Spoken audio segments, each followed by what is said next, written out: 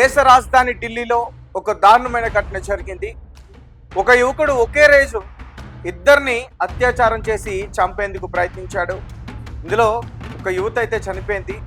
ఆ యువతని ఒక చార్జర్ కేబుల్తో తన గొంతు నులిమి చంపేశాడు.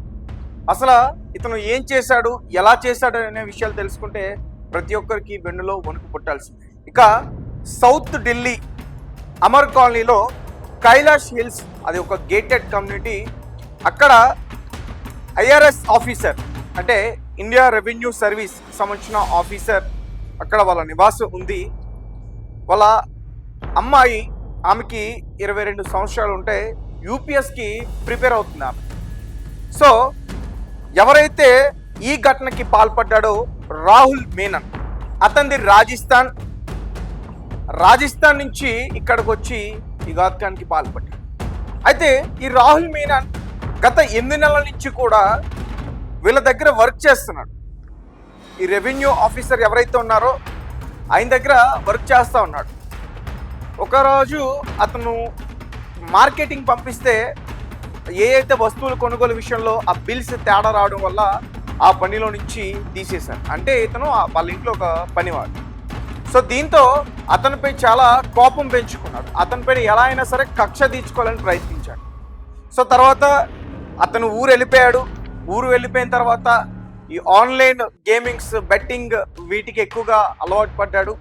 అలాగే డబ్బులు ఈజీగా ఎలా ఎర్న్ చేయాలి, ఎలా సంపాదించాలనే వాటికి ఎక్కువగా అలవాటు పడ్డాడు. ఇలాంటి టైంలోనే ఇతనికి ఒక స్నేహితుడు కూడా పరిచయం అయ్యాడు.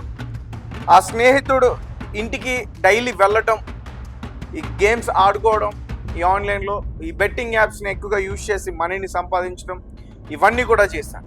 అయితే ఇప్పుడు ఏదైతే జరిగిందో ఇన్సిడెంట్, ఈ ఐఆర్ఎస్కి సంబంధించిన రెవెన్యూ ఆఫీసర్ వాళ్ళ కూతురు పైన దాడి చేయకముందు కూడా ఇతను రాజస్థాన్ అల్వార్ అనే ప్రాంతంలో స్నేహితుడి భార్య పైన కూడా అత్యాచారం చేశాడు. ఆమె పైన అత్యాచారం చేసి ఎవరికైనా చెప్తే నేను చంపేస్తాంటూ కూడా బెదిరించాడు. తర్వాత వాళ్ళ దగ్గర ఒక ఫోన్ లాంటిది తీసుకుని బయటకు వచ్చేసాడు. ఆ ఫోన్ని ఒక ఈ మొబైల్కి సంబంధించిన సర్వీస్ సెంటర్లో 10,000 రూపాయలకి అమ్మేశాడు. ఆ 10,000 రూపాయలతో ఒక అంబులెన్స్ని ఆపి నన్ను ఢిల్లీ వరకు తీసుకెళ్ళండి, ఇలా ఒక ప్లేస్కి వెళ్ళాలి, నేను 5 నుంచి 6,000 వరకు కూడా మీకు ఇస్తానని చెప్పి మాట్లాడుకుని అక్కడి నుంచి ప్రయాణం స్టార్ట్ చేశాడు. తర్వాత ఢిల్లీకి చేరుకున్నాడు. ఢిల్లీకి చేరుకున్న తర్వాత అంబులెన్స్ వ్యక్తికి హ్యాండ్ ఇచ్చి అక్కడి నుంచి తప్పించుకున్నాడు. తర్వాత ఎక్కడికైతే అతను వెళ్ళాలి అనుకున్నాడో Amar colony, Kailash Hills gated కమ్యూనిటీకి లోపలికి ఈజీగా రావడం కష్టం, సెక్యూరిటీ సిబ్బంది ఉంటారు. సో దీంతో వాళ్ళ కళ్ళగప్పి వేరే గోడలు లాంటివి ఉంటే అవన్నీ కూడా ఎక్కి ఆ బిల్డింగ్లోకి ప్రవేశించడానికి ప్రయత్నించాడు. ఎందుకంటే ఇంతకుముందు కూడా అతనికి అక్కడ పనిచేసిన అనుభవం ఉంది కాబట్టి అతనికి అవన్నీ కూడా తెలుసు. అక్కడికి ఎలా వెళ్ళాలి, వెళ్ళిన తర్వాత ఎలా తప్పించుకోవాలి, ఇవన్నీ కూడా తెలుసు. లోపలికి ఆ రకంగా ఈజీగా వెళ్ళాడు. తర్వాత ఈ అమ్మాయి ఎక్కడైతే ఉంటుందో డైరెక్ట్గా ఆ ఫ్లోర్కి వెళ్ళిపోయాడు. 3 డోర్స్ని లాక్ ఓపెన్ చేసి వెళ్ళాలి, 2 అయితే కీతో ఓపెన్ చేయాలి, ఇంకొకటి కోడింగ్. సో గతంలో పనిచేశాడు కాబట్టి ఆ కీస్ ఎక్కడుంటాయి, ఆ కోడ్ ఏంటనేది కూడా ఇతనికి తెలుసు. అంటే అమ్మాయి గది ఓపెన్ కావాలంటే ఆ కోడ్ ఓపెన్ చేయాలి. కోడ్ ఓపెన్ చేస్తేనే ఆ గది యొక్క డోర్ ఓపెన్ అవుతుంది. సో ఆ డోర్ని ఈజీగా ఓపెన్ చేయగలిగాడు. లోపలికి వెళ్ళి అక్కడ స్టడీస్ చేస్తున్న అమ్మాయి కరెక్ట్గా అప్పుడు చదువుకుంటుంది, ఎర్లీ మార్నింగ్ లేచి చదువుకుంటుంది. అదే టైంలో కూడా వాళ్ళ పేరెంట్స్ ఇంట్లో లేరు. వాళ్ళు ఏంటంటే వాళ్ళ తల్లి, తండ్రి, ఆఫీసర్ భార్య ఇద్దరు కూడా జిమ్కి వెళ్ళారు. సో ఇంట్లో ఎవరు లేరు. అదే టైం అనుకుని, అంటే ఇతనికి ముందే తెలుసు ఆ టైంలో ఎవరు ఉండరు అని చెప్పి. సో అలా వెళ్ళి ఆ అమ్మాయి పైన ఒక్కసారిగా మీద పడి ఆ అమ్మాయిని చిత్రహింసలకి గురి చేసి, దాని తర్వాత ఆ అమ్మాయి పైన అత్యాచారం చేసి, ఆ అమ్మాయిని ఒక బలమైన ఆయుధంతో, ఒక దీపాన్ని వెలిగించే ఆయుధం ఏదో ఉంటుంది, దాన్ని అలాంటి ఆయుధంతో ఆ అమ్మాయి పైన బలంగా కొట్టి, తర్వాత ఒక చార్జర్ కేబుల్తో ఆ అమ్మాయి చావట్లేదు అని చెప్పి ఆ గొంతు నులిమి చంపేశాడు. తర్వాత డబ్బులు తీసుకునేందుకు కూడా ప్రయత్నించాడు.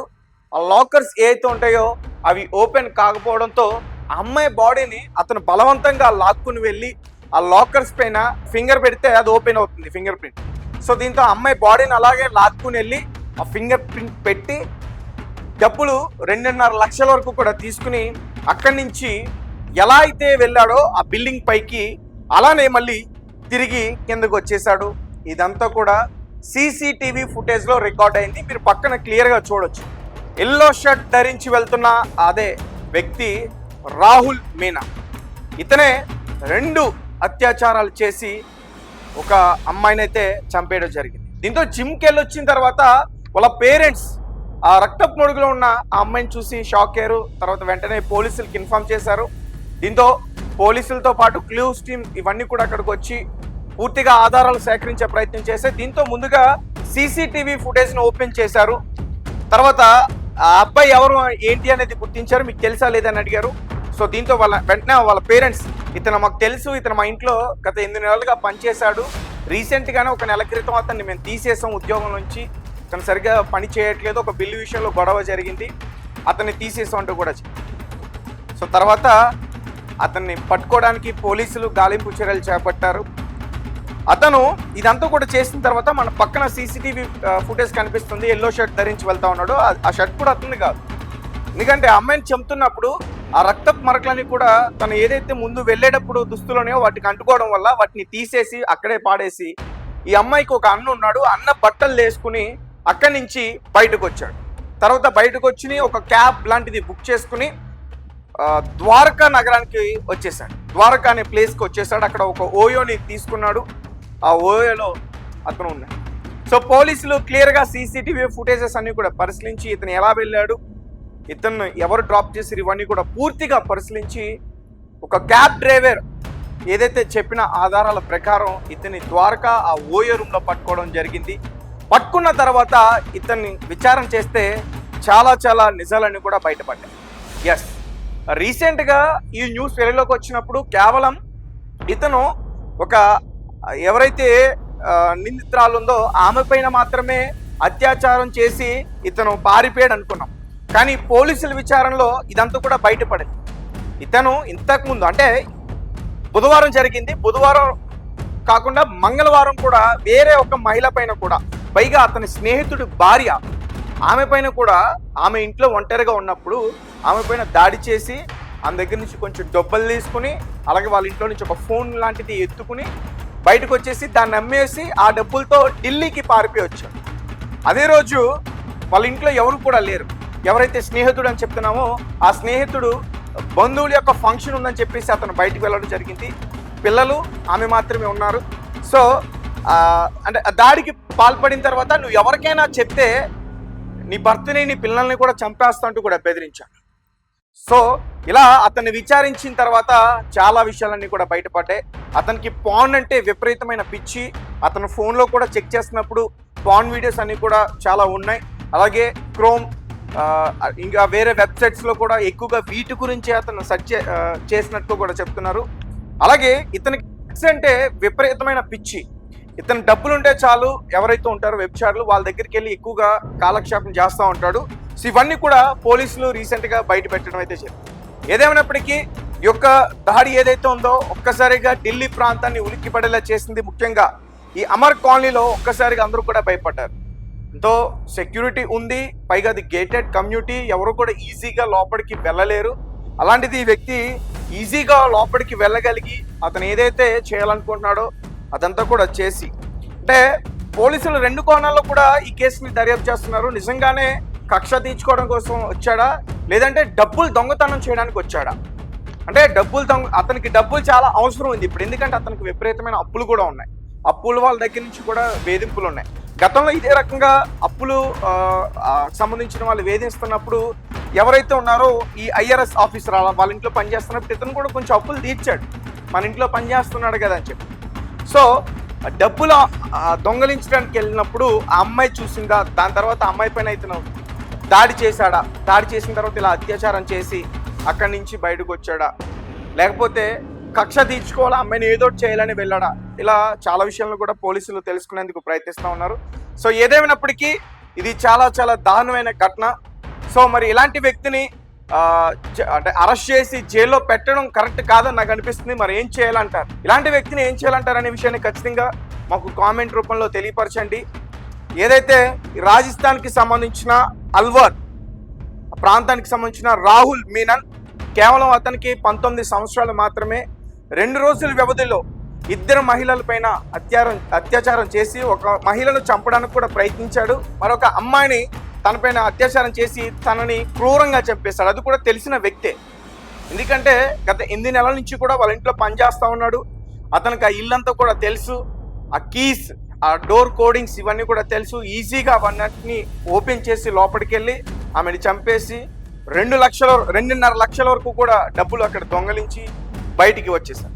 మనం క్లియర్గా సీసీటీవీ ఫుటేజ్ చూడొచ్చు. ఎల్లో షర్ట్ వేసుకున్న రాహుల్ బయటకు వచ్చి, అంటే కనీసం భయం కూడా లేదు, నేను ఇట్లాంటి ఘటనలకి పాల్పడ్డానే భయం కూడా లేదు. 19 సంవత్సరాలు అతనికి. సో బయటికి చాలా హుషారుగా వచ్చి క్యాబ్ బుక్ చేసుకుని అక్కడి నుంచి వెళ్ళడానికి ఎంత ఈజీగా ప్రయత్నించాడు. సో ఇవన్నీ కూడా చేసిన తర్వాత ద్వారకా అనే ప్లేస్కి పారిపోయాడు. అక్కడ ఓయో హోటల్ బుక్ చేసుకుని ఎంజాయ్ చేస్తున్నప్పుడు పోలీసులు క్యాబ్ డ్రైవర్ ఆధారాలు ఏదైతే ఇచ్చాడో ఆ ఆధారాల ప్రకారం అతన్ని పట్టుకుని అరెస్ట్ చేశారు. విచారిస్తున్నప్పుడు ఇలాంటి విషయాలన్నీ కూడా ఇవన్నీ కూడా బయటపడి. సో ఇతన్ని ఏం చేయాలంటారు? నడి రోడ్డు మీద ఉరి తీయాలంటారా? లేదంటే నడి రోడ్డు మీద రాళ్లతో చెప్పులతో కొట్టాలంటారా? లేదంటే ఏమన్నా సూదులు దింపాలంటారు? ఇలా చాలామంది కామెంట్స్ చేస్తూ ఉన్నారు ఇతని గురించి. ఈ రకంగా కానీ క్రూరంగా చంపితే కానీ ఇటువంటి వ్యక్తులు ఇంకా తయారవకుండా ఉంటారు అనేది చాలామంది కామెంట్స్ రూపంలో తెలియపరుస్తూ ఉన్నారు. ఏదేమైనప్పటికీ జైల్లో పెట్టి ఇతనికి తిండి పెట్టే కన్నా స్పాట్లో ఇతన్ని ఎన్కౌంటర్ చేయడం అంటూ కూడా చాలామంది నెటిజన్స్ కామెంట్స్ చేస్తాం. సో మీ కామెంట్స్ ఏంటి, మీరేం చెప్తారు అనే విషయాన్ని మాకు తెలియపరచండి.